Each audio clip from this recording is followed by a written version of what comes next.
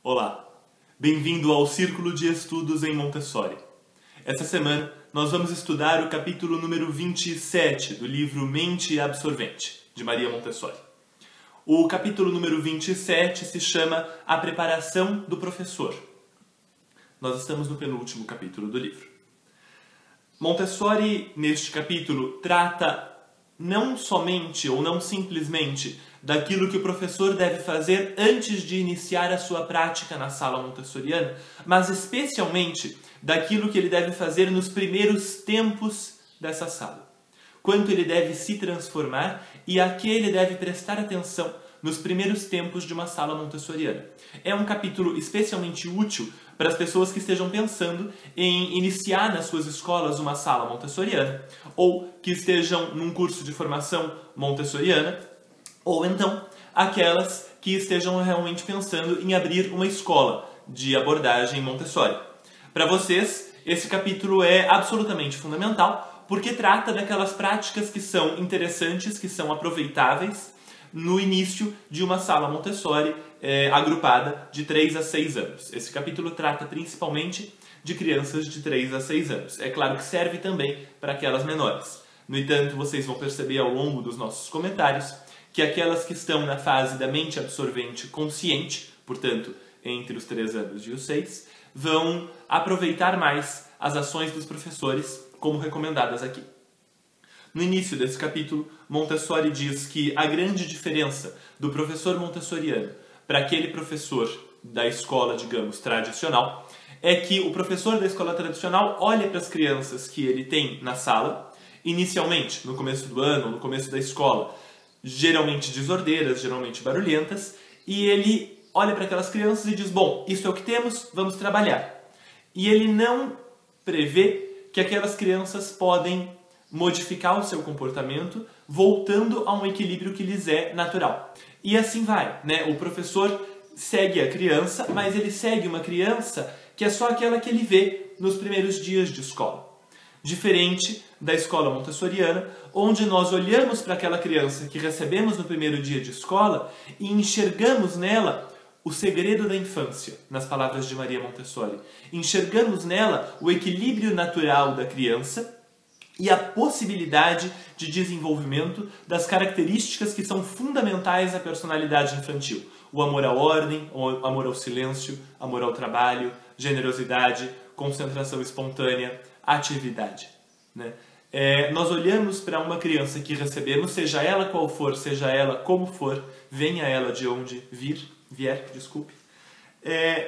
olhamos para ela e sabemos que dentro dela existe um ser magnífico, pronto para desabrochar nas condições adequadas.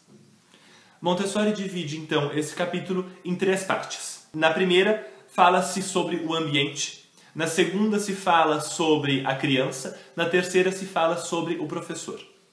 Para Maria Montessori, a primeira função do professor é prestar atenção ao ambiente. Porque a criança vai se desenvolver, nós não temos dúvida quanto ao desenvolvimento da criança. O que ela precisa é de um ambiente adequado ao seu desenvolvimento. Então, a nossa primeira tarefa é preparar um ambiente para ela que seja interessante, que tenha materiais que ela possa usar. Então, portanto, nós dissemos isso em um círculo anterior. Não tenha todos os materiais de uma vez, porque ela não sabe usar todos os materiais logo no primeiro dia de aula.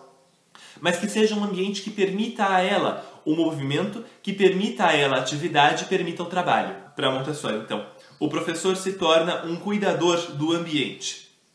Ele atende ao ambiente em lugar de estar distraído pela inquietude das crianças. Disso vem a cura e a atração que captura e polariza a vontade das crianças.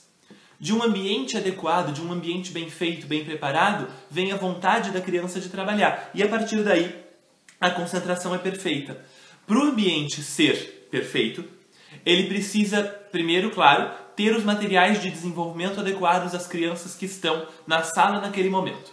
Depois, ele precisa ser bonito. A beleza do ambiente montessoriano não é opcional. Ele não precisa ser sofisticado, ele pode ser absolutamente simples. Existem salas montessorianas de terra batida. O chão é de terra batida. Os materiais são feitos pelos professores. E esses materiais não são sempre perfeitamente retos e etc. As paredes da escola são paredes de barro, né, de argila. Não são paredes concretadas, pintadas e etc. Não há decoração nas salas sempre. Eu estou falando de situações extremas de aplicação de Montessori. E, no entanto, são salas bonitas. Dentro da sua simplicidade total, são salas bonitas, são salas bem cuidadas, são salas, isso é mais um ponto importante, organizadas. Ordem e beleza na sala montessoriana não são pontos opcionais, eles são pontos fundamentais da nossa prática pedagógica. Mais do que algo pela escola ou para os olhos dos pais, dos alunos, são um ponto da nossa prática pedagógica. Da mesma maneira em casa. A sua casa pode ser simples quanto for, ela precisa ser organizada, precisa ser bonita, precisa ter amor, de fato. Ela precisa ser visivelmente um lar de afeto, né? Isso é muito importante para a infância. Não é uma questão de ser sofisticado, de ter coisas caras, mas de ser bonito, de ser bem feito, de ser organizado, de ser cuidado. Da mesma maneira que a casa precisa ser cuidada ou que a sala da escola precisa ser cuidada, o adulto também precisa ser belo e organizado. Nós precisamos lembrar, e a Montessori diz exatamente isso, que quando estamos na companhia das crianças, estamos na companhia dos eleitos. Porque as crianças são os grandes reformadores da humanidade. Eles são os grandes pilares do amor humano, né? Então é da criança que brota o amor, é da criança que brota a possibilidade de transformação social. E quando nós estamos na companhia da criança, temos de saber que estamos na companhia dos eleitos. E nos arrumarmos, quer dizer, estarmos vestidos e com a postura física que teríamos na frente de pessoas socialmente muito importantes. Claro que em casa vai haver momentos em que você vai estar mais à vontade, momentos em que você vai estar mais arrumado. Mas na escola você tem de estar sempre impecável, né? E mesmo em casa, mesmo nos momentos em que estamos mais à vontade, ter uma postura digna, uma postura bonita diante da criança é importante. Ela aprende conosco, ela segue o nosso exemplo. Se nós tivermos uma postura bonita de se imitar, é essa postura que ela vai adquirir. Se nós tivermos uma postura que não é bonita de se imitar, também é essa postura que ela vai absorver. Então, o primeiro estágio é a atenção ao ambiente. O segundo estágio é uma atenção à criança, né? A criança, quando chega na sala, nós já dissemos antes, não chega naquele estágio geralmente lido na obra da Maria Montessori. Quando ela chega, ela não é uma criança absolutamente concentrada, absolutamente silenciosa. E em casa, se você está assistindo esse vídeo e a sua criança já tem mais do que alguns meses de vida, talvez ela também não seja uma criança concentrada e silenciosa, porque ela ainda não encontrou o seu equilíbrio interno. Ela ainda não recuperou o equilíbrio interno com o qual ela nasceu. Então, a segunda coisa que nós temos que fazer em sala de aula é ficarmos muito atentos à criança. A primeira é preparar o ambiente para que ela possa se desenvolver.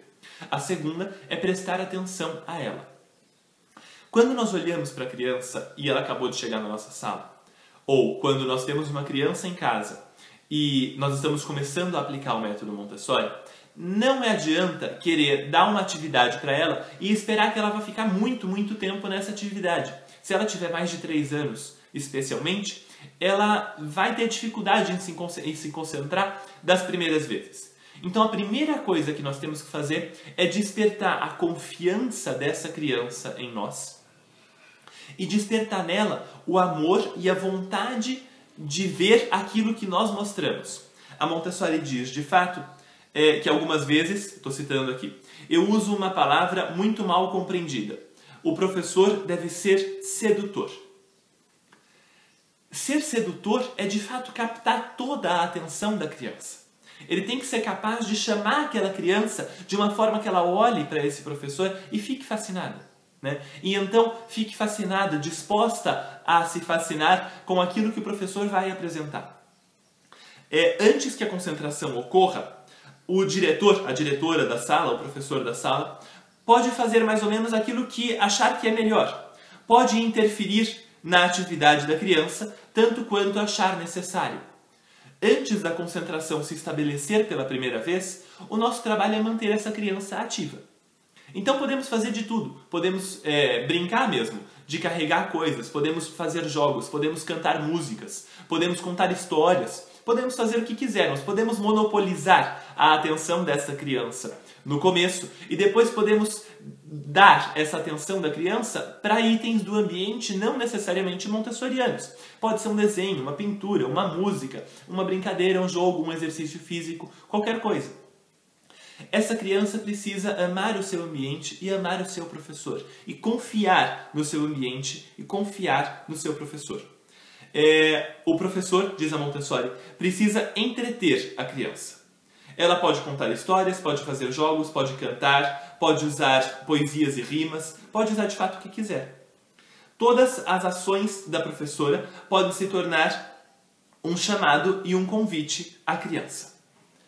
Então, não é necessário, no começo da sala Montessori, que nós apresentemos os materiais montessorianos. E é até nocivo que bem no começo a gente vá direto aos materiais montessorianos. Porque a criança não vai saber usar, ela não vai se concentrar naqueles materiais e ela de fato pode perder o interesse neles e nunca mais retornar a eles com gosto porque foi apresentado para ela na hora errada, uma determinada atividade, numa hora em que ela ainda não tinha concentração.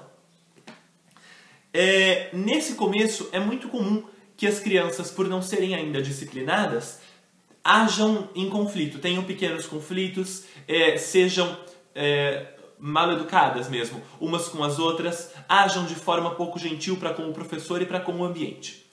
Nós podemos ter diversas reações nesses momentos e nós podemos conter a criança. Se houver necessidade, nós podemos inclusive contê-la fisicamente, para que ela não se machuque ou não machuque os colegas. No entanto, nós temos de dar todas as vezes afeto, né? Eu vou citar a Montessori novamente. Essas demonstrações de afeição que distraem a criança e que ficam mais numerosas conforme as atividades da criança incomodam, agem sobre a criança como vários pequenos choques elétricos e têm o seu efeito com o tempo. Então, de fato, a criança está no meio de conflito, está no meio de uma situação que está atrapalhando os colegas. A nossa tarefa é parar esse fenômeno desagradável que está tomando lugar na nossa sala e em seguida chamar a criança conosco. Vem comigo, vem ver como lavar as mãos. Ou vem comigo, vamos ao jardim. Vem comigo, vamos carregar a mesa. Convidar essa criança a fazer alguma coisa com você com carinho, com atenção, com afeto de fato, né? Essa série de incursões afetuosas sobre a personalidade da criança, aos poucos, vai plantando sementes nessa personalidade e vai fazendo brotar da criança também uma gentileza, também um afeto, também um excelente comportamento. Aos poucos, essa criança vai se tornar, então, mais tranquila, mais comportada. E aí, nós podemos apresentar a ela as primeiras atividades da sala montessoriana. As primeiras atividades que nós vamos apresentar vão ser aquelas da vida prática. Se você não conhece o que é vida prática, você pode procurar no Google. Existe um excelente artigo no site do Centro de Educação Montessori de São Paulo, chamado, se não me engano, o Currículo de Vida Prática, em que se fala sobre o que é vida prática e para que serve. Os exercícios de vida prática são os mais interessantes para o começo de uma sala montessoriana. Eles de fato captam a atenção da criança muito imediatamente, ela permanece neles por um longo tempo, eles são fáceis de fazer, não são difíceis de se arranjar os materiais necessários para se fazer esses exercícios, né? A sua casa pode ter. Para casa, os materiais de vida prática são os melhores, mais do que os materiais sensoriais, os materiais de matemática ou linguagem, de educação cósmica. Os mais legais para você ter em casa são os materiais de vida prática. E os materiais de vida prática são o que você já tem: camisetas, tênis, louças. Aquilo que você já tem em casa serve para a vida prática do seu filho. E esses são os primeiros materiais que nós vamos apresentar. Então, nesse primeiro momento, quando a criança começa de fato a se concentrar em uma atividade, e você percebe que ela está naquele limite entre a concentração e a não concentração. Nós já falamos sobre isso no Círculo de Estudos Montessori, em Montessori passado. É muito importante não interromper. Quando a criança está nesse primeiro momento de concentração, é muito importante que nós não venhamos a interromper aquela beleza. Porque é de fato a beleza na sua forma suprema. Uma criança concentrada, executando uma atividade por um longo período. Ela está lá, está olhando para a atividade, ela não está olhando para você. Ela está olhando para a atividade. Permita que ela fique com a atividade. Não interrompa. Não interrompa. Não interromper significa não interferir. E não interferir de nenhuma forma.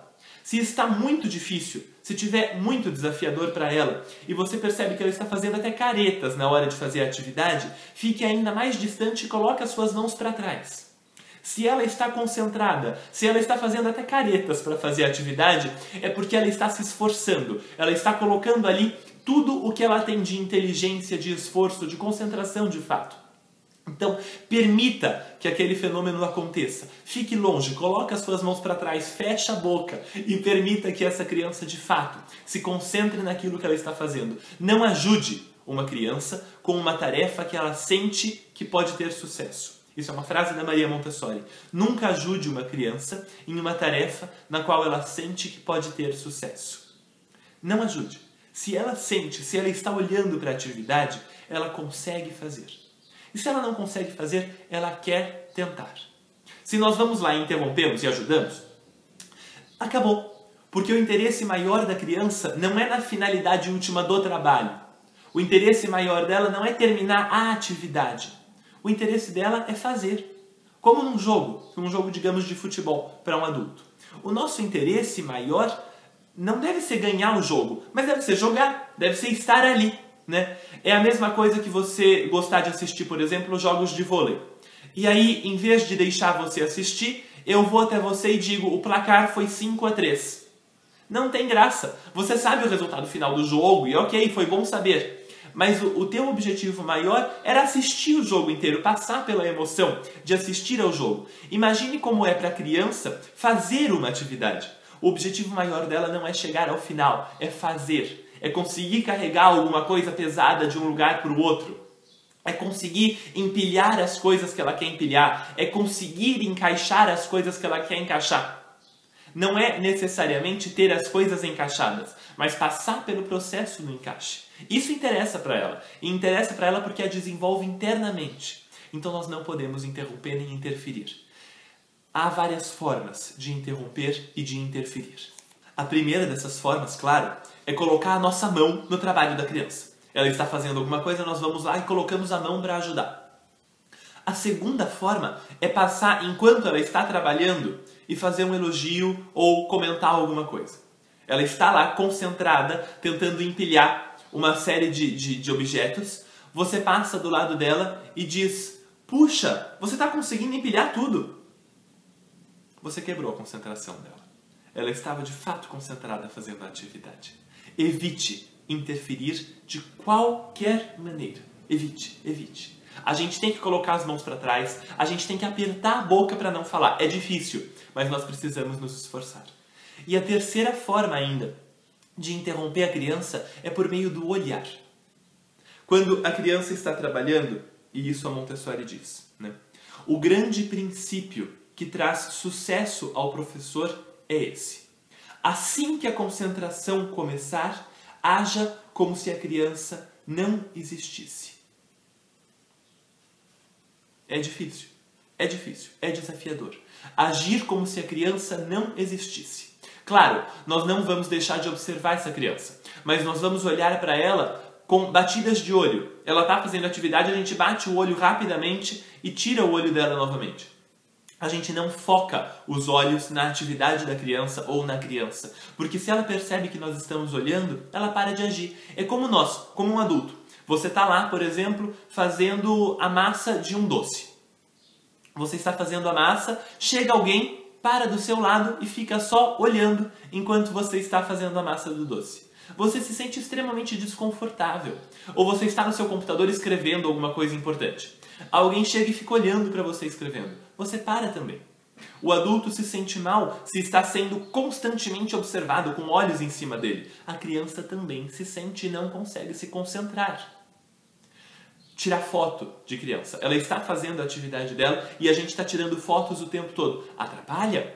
Atrapalha. A gente sabe que atrapalha, porque quando a gente está fazendo alguma coisa e alguém vem tirar foto, a gente se arruma melhor na cadeira. Então a gente já tirou o foco daquilo que estava fazendo antes da máquina fotográfica aparecer. A foto, o olhar, o sorriso, o comentário e a mão são as formas de atrapalhar, de interferir na atividade da criança. Quando ela, no entanto, termina a atividade e ela vem nos pedir, nos mostrar a atividade, etc., ela quer uma palavra de aprovação. Nós já falamos sobre isso anteriormente. Ela quer uma palavra de aprovação. Essa palavra de aprovação, de vez em quando, pode ser um elogio simples, pode ser um elogio raso, de olhar e dizer, que lindo, muito bom. Pode ser, isso não vai destruir a sua criança. Existem vários textos em Montessori, e fora de Montessori também, muita pesquisa científica que mostra que o elogio não faz bem, por vários motivos. O texto mais recente do blog do Centro de Educação Montessori de São Paulo é sobre isso, sobre os problemas do elogio. Nós tendemos a elogiar demais. Nós tendemos a elogiar da forma errada, com elogios rasos, do tipo, muito bom. Isso não quer dizer nada para a criança.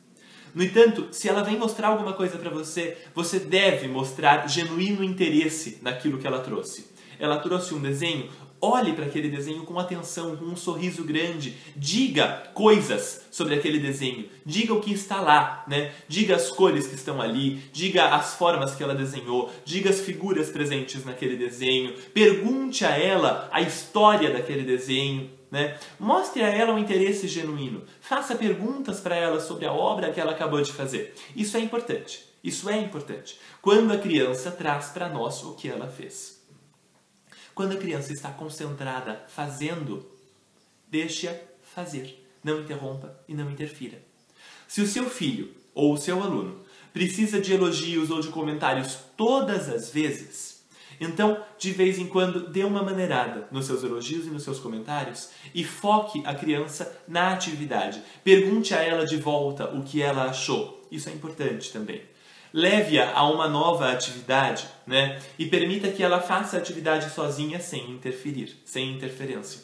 Isso tudo vai levar a criança a construir a sua autoconfiança, a sua autoestima e a sua capacidade de julgar o próprio trabalho.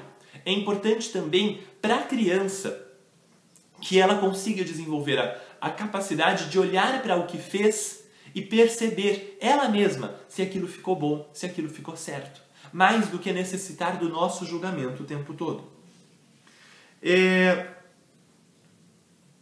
A grande tarefa do professor é apresentar coisas para a criança quando a criança precisa, né? Ela fez já uma série de atividades, ela precisa de uma atividade nova. Essa é a grande tarefa do professor, levar a criança até essa atividade nova, muito mais do que fazer comentários ou interferir na atividade da criança. Eu quero agora fazer uma citação do livro, porque a citação me tocou profundamente e é algo que é real para todos os professores montessorianos, de fato, que preparam o ambiente, preparam-se para a criança e, portanto, têm uma sala montessoriana onde são capazes de ver brotar as qualidades da criança, as qualidades fundamentais da infância.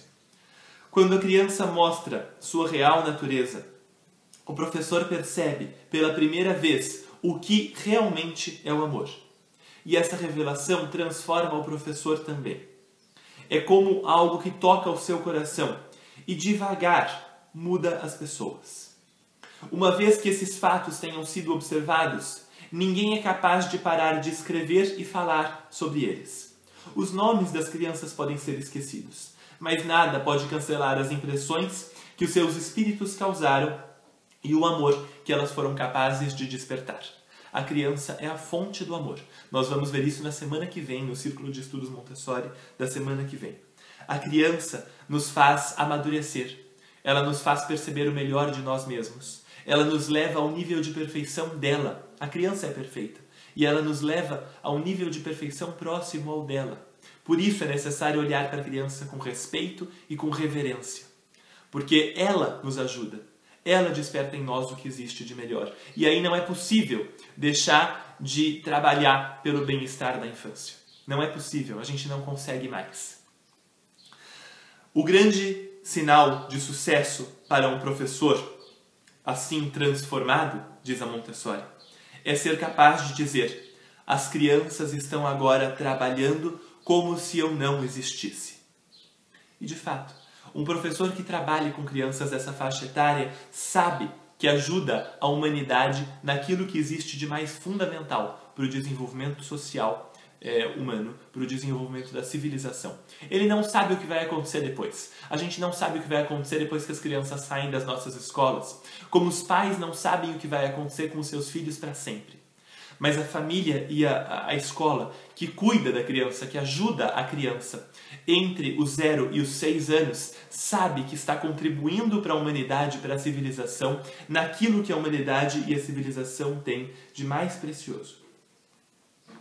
Quando isso acontece, quando nós de fato percebemos esse nível de disciplina, esse nível de amor nas nossas salas de aula, e por algum motivo acontece da sala ficar indisciplinada novamente, ou de ter algum tremor na tranquilidade da sala, nós sabemos que nós cometemos um erro.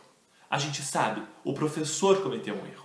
Ele deixou de preparar alguma coisa no ambiente, ele apresentou uma atividade errada, ele ficou desatento. Alguma coisa nós fizemos. Porque quando nós percebemos o nível de perfeição ao qual as crianças são capazes de chegar, quando elas não chegam lá por algum motivo, nós sabemos que fizemos algo errado, porque elas tentam chegar lá o tempo todo.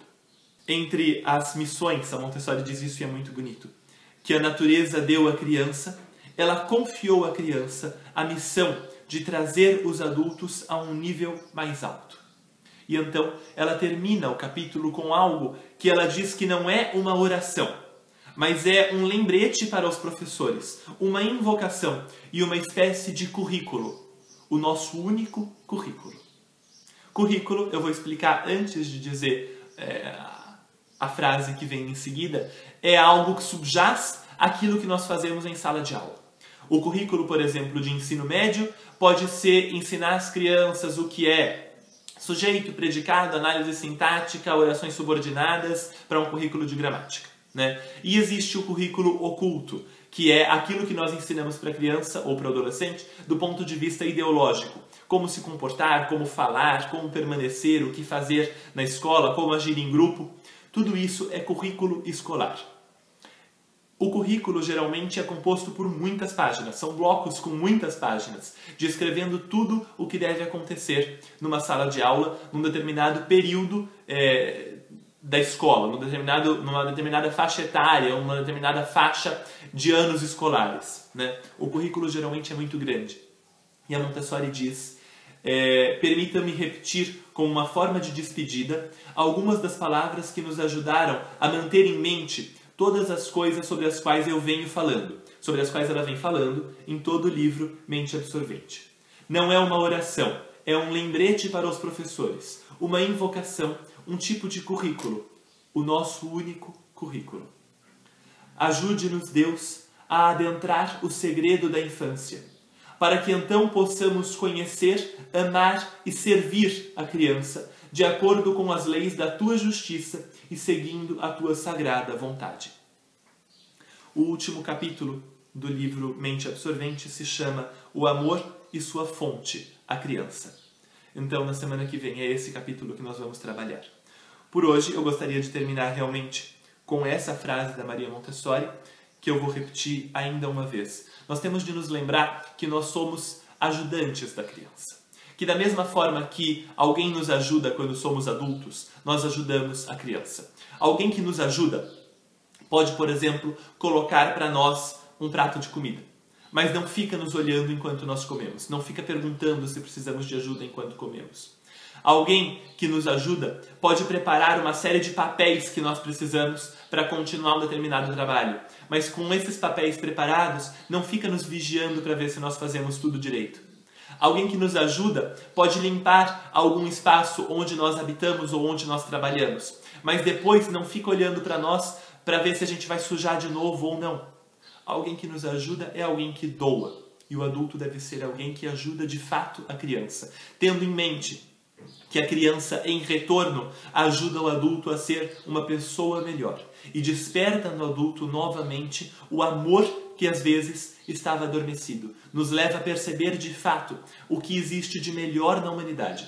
E aí nós não temos como parar de defender a criança e nós não temos como parar de ajudá-la. Não é uma oração, é um lembrete para os nossos professores, uma invocação, um tipo de currículo, o nosso único currículo. Ajude-nos, Deus, a adentrar o segredo da infância, para que então possamos conhecer, amar e servir a criança de acordo com as leis da tua justiça e seguindo a tua sagrada vontade. Aqui, para quem não é religioso, você pode pensar na natureza, na vida, para que a vida nos ajude a compreender quais são as leis da vida, as leis da natureza, a vontade da natureza para a criança. E então agir de acordo com as leis da natureza, as leis universais, para o desenvolvimento perfeito da infância. Isso é possível. A Maria Montessori deu quase uma receita.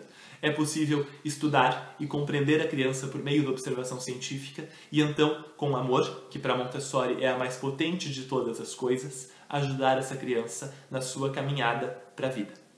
Até quinta-feira, às 8 horas da noite, quando nós vamos discutir o capítulo número 27 do livro Mente Absorvente, a preparação do professor. Até lá!